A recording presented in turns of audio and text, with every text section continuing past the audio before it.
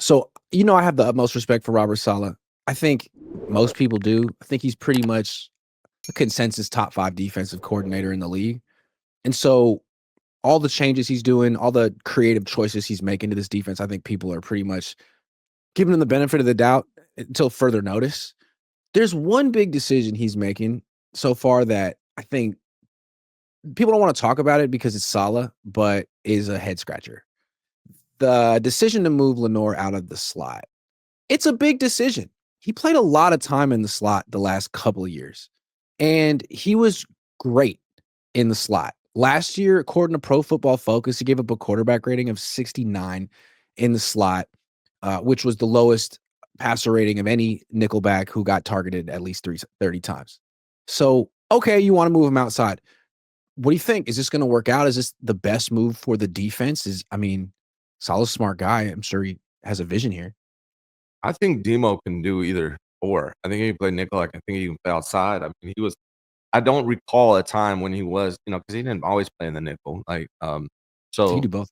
he does both. And I don't remember a time like, man, this guy's getting cooked on the outside. Like, he always seems to be fine. I remember I watched the Cowboys game in person, and there were times when he wasn't playing nickel in that Cowboys game. I think he even got an interception off Dak on the outside. So, and again, you said it about Saleh. Saleh, to me, trust him when it comes to these decisions. I think you need to have, is he saying he's exclusively going to play on the outside, or what is he saying? Well, he hasn't really explained it too much, but from what I saw at OTAs and minicamp, he was exclusively playing on the outside, and the guys in the slot are Trey Brown and Upton Stout. Now, this kind of reminds me of like when Steve Wilkes became the defensive coordinator. He did something similar. I don't exactly remember what Lenoir did in 2022. He may have played some slot under D'Amico, but they still had Jimmy Ward and K'Wan Williams.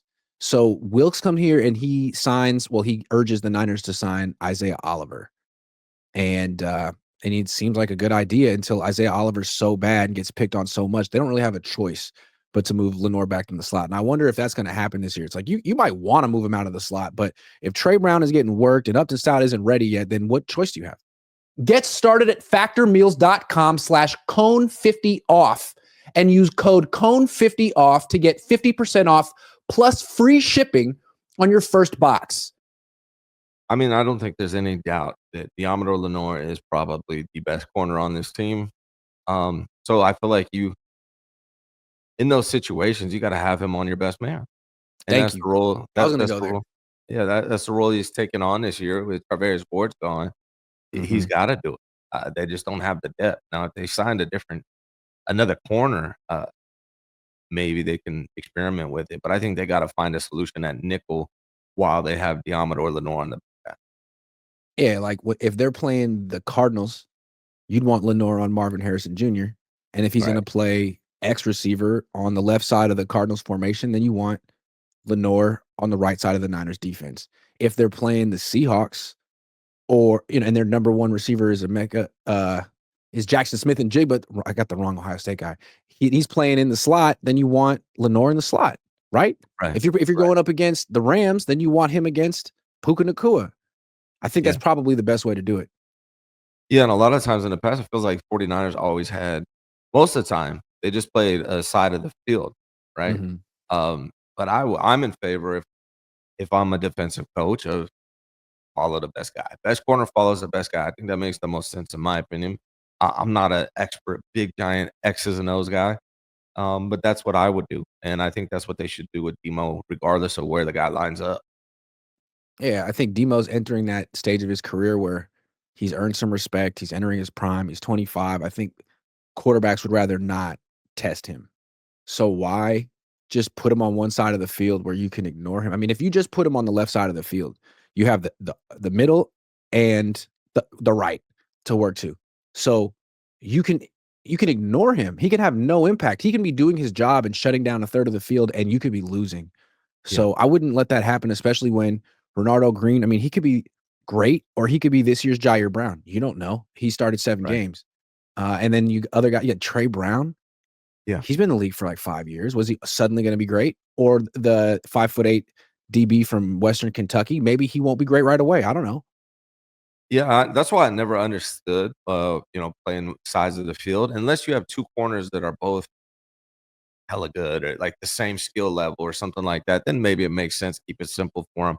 But when you have differences in talent, especially I think with Demo and Ronaldo Green, you want your best corner on the best receiver. Otherwise, if you're an offensive play caller, you're just dialing everything up for one side of the field.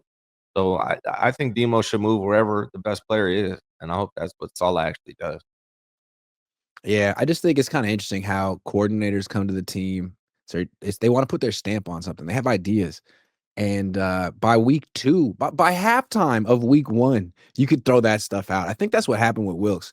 They had Isaiah Oliver week 1, and by the second half, I think in Pittsburgh, he was on the bench, and they had, like, Ambry Thomas out wide and Lenoir in the slot or something like that, out Yeah. wide.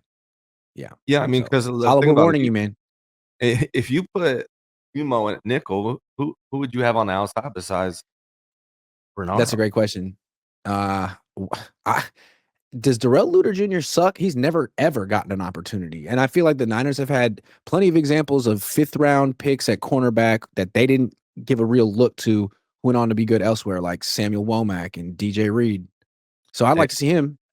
exactly. And the new, Stout, he's so small, brother, I almost feel like you have to put him at nickel, but I will say a lot of the times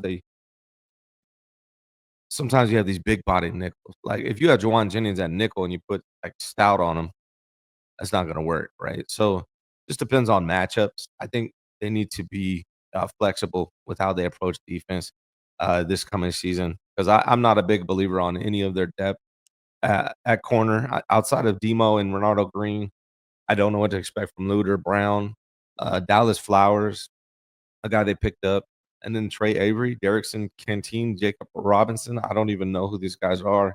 Cyrene Neal. So I think you got to play with Demo wherever the best guy is, and then have Ronaldo Green on the other guy, and then you're gonna have to figure it out. Stout to me looks like a nickel. Yeah, it seems strange. Like, do you really expect Stout to be better than Lenoir in the slot? I don't. That's a tough one. So you're gonna downgrade in the slot? Why? I don't know. I mean, I could see Luter being a really good outside corner because he has the size and the speed. But Stout, I don't see how he could possibly be better than Lenoir in the slot Are, unless he's like an incredible blitzer or run defender. are they playing? What do you think Salah's gonna do? More zone, man? Both? I mean, I think he's going to play a lot of zone on first and second down, and then on third down, I think he'd like to be able to play man so he can bring pressure and stuff like that. But you need 3 good corners to pull that off. And if Trey Brown's out there, if Upton Stout's out there, if I mean, they only really have 1 proven corner. Renardo could be 2, and then we'll see if they have a third. And if you don't have 3 you trust, then you kind of have to play. Well, I don't know. I Unless you think feel comfortable that guy's not gonna get burned. it makes a difference to me. I think on zone they're gonna be fine. When they have to go man, that's when those, you know, weaknesses will pop up. So, like, you go in the zone, you got the guys on the inside, you got Fred on the inside helping as well, the safeties. So, I think it's gonna be more of a concern on man. And, again, that's why I'm very surprised they haven't signed another corner. Last year was one of the strongest positions on the team. Coming into this year, it looks like it might be, one of the biggest concern. And Yeah, to be fair, um, as much as I like Lenoir, he's one of my favorite players. He's never been that guy. He's never been a DB1, so we don't even know what he's gonna look like there. I mean, I 100% believe in him. He's played fantastic, but it's new for him outside of a couple games when Tarveri's been in play. yeah, I mean, most true number 1 corners are at least 5'11", 6 feet. He's 5'10", which doesn't mean he's too short, but there's certain matchups that are gonna be tough with, and, like, we talk about him being in the slot. Well, what if the Niners are facing Minnesota in a playoff game? Can you put him on Justin Jefferson all day and feel good about that? Or how's he gonna do? Can he hold his own, or is he just another guy who's gonna get worked by Justin Jefferson? I don't know. One of the questions coming into this season. This season, I'm really looking forward to this season. There's a lot of unknown factors coming into this season, and that's one of them.